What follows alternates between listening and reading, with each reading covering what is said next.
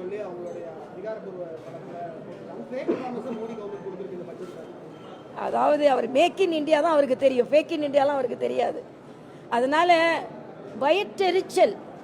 இந்த திமுகவையும் காங்கிரஸையும் போட ஒரு கட்சியை நான் பார்த்ததே இல்லைங்க. மக்களுக்கு நல்லது நடக்கணும்னு எதிர்பார்க்கிறத விட ஒரு தோல்வியான பட்ஜெட் நடக்கணும்னு எதிர்பார்க்கிறது எவ்வளவு கீழ்த்தரமான மனநிலை என்பது எனக்கு தெரியல.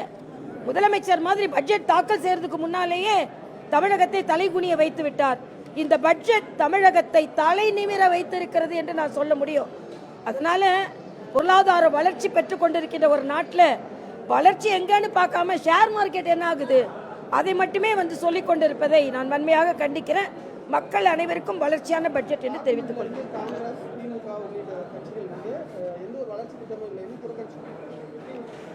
ஏற்கனவே நாடு பலமான பொருளாதார வளர்ச்சியை நோக்கி போய்கொண்டிருக்கிறது.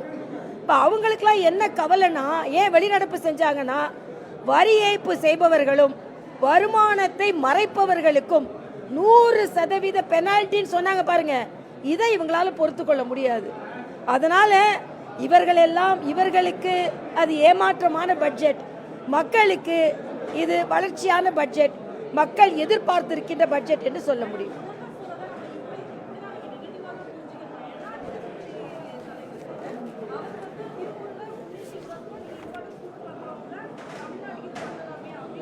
எப்போதும் போல திருக்குறளை சொல்லிவிட்டு ஆரம்பிக்கிறீங்களா என்ன?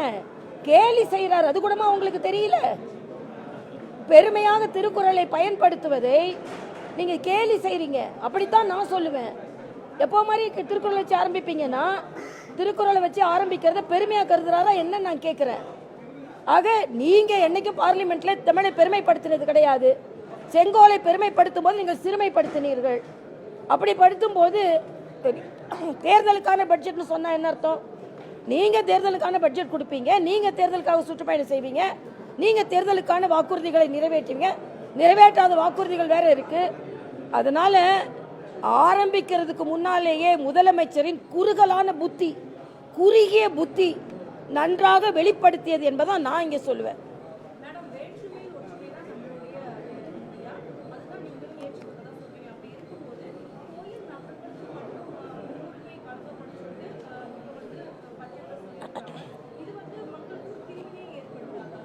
இது எப்படி நான் தமிழ்நாட்டில் இந்து கோயில்களில் உள்ள உண்டியல் மாத்திரம் எடுக்கும்போது வேற்றுமை உங்களுக்கு வராது. ஒட்டுமொத்த கோயில்கள் வழிபாட்டு தலங்கள் தான் தமிழ்நாட்டில். இந்து கோயில்களுக்கு மட்டும் அறநிலையத்துறை இருக்கு, இந்து கோயில் உண்டியல் மட்டும் எடுக்கும்போது உங்களுக்கு வேற்றுமை தெரியல. வேற்றுமையில் ஒற்றுமை என்பது வளர்ச்சிக்கான திட்டம். சப்கா சாத் சப்கா விகாஸ் என்ற ஒரு வார்த்தையை பயன்படுத்தினார்கள். அப்படின்னா என்ன? வளர்ச்சி திட்டம் எல்லோருக்குமானது தான். அதுக்காக இந்த நாட்டில் கோயிலை பற்றியே பேசக்கூடாதுன்னா என்ன அர்த்தம்ன்றதான் எனது கேள்வி. அதனால அது சுற்றுலாத்தலம், பல பேர் அதிகமாக மக்கள் சுற்றுப்பயணம் செய்வது, அதனால சுற்றுப்பயணத்திற்கும் பல சலுகைகள் கொடுக்கப்பட்டிருக்கிறது என்பதான் இங்கே உண்மை.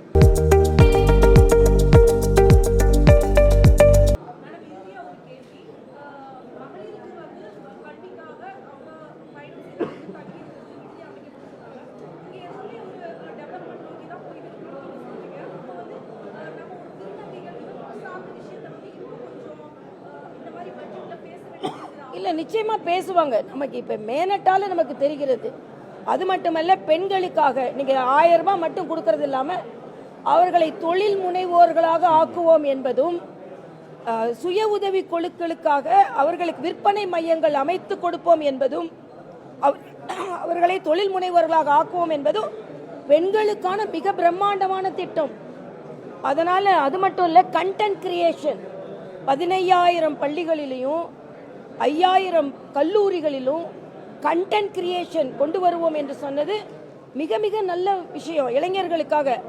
மரியாதைக்குரிய நிர்மலா சீதாராமன் முதல்ல சொல்லிட்டாங்க, இது இளைஞர்களுக்கான பட்ஜெட், இளைஞர்களை மேம்படுத்துவதற்கான பட்ஜெட் என்று.